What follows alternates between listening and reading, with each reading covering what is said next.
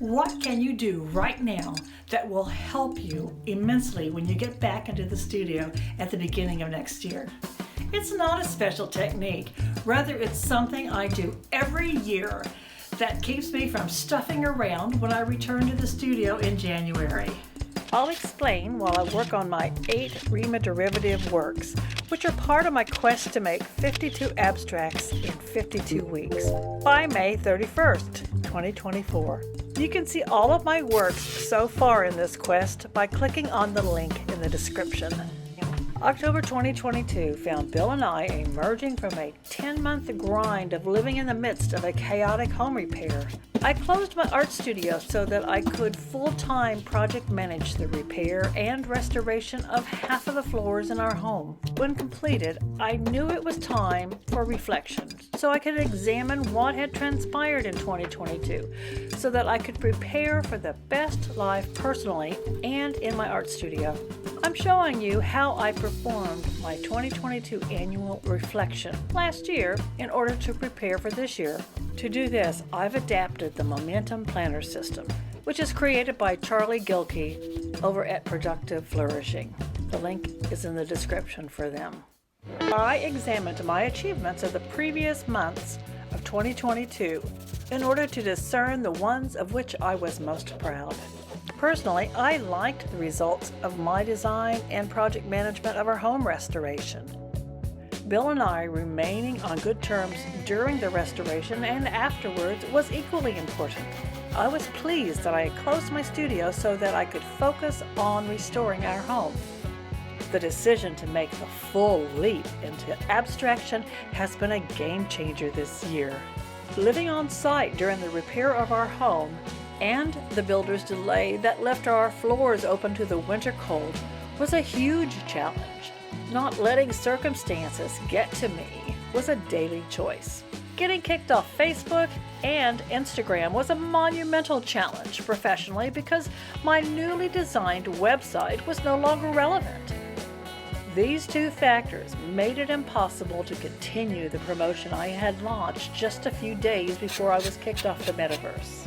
Next, I considered the lessons I had learned in 2022. Personally, the biggest one was to stop griping when things got tough. Next, I had to acknowledge that my problems are first world ones. Every one of them.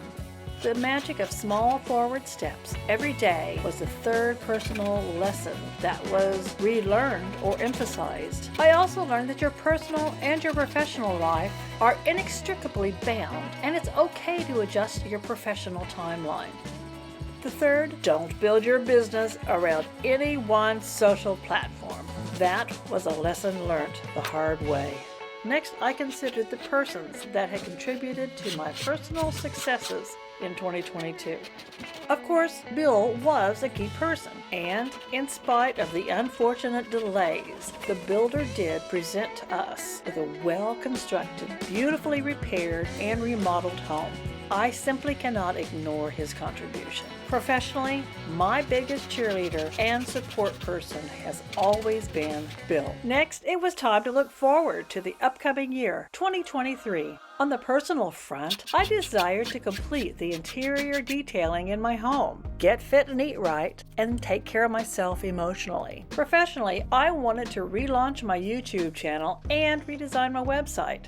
It was also important to socially engage successfully on YouTube and on my website. Next, I considered what changes were needed to succeed in my goals. Weekends working on interior finishes would be required. A new diet and exercise regime was certainly needed, and I promised myself to work less and make sure I took care of myself. Professionally, it was important to prepare several videos and have my website up and running well before the relaunch of my first video on YouTube. I also purposed to better understand engagement on YouTube.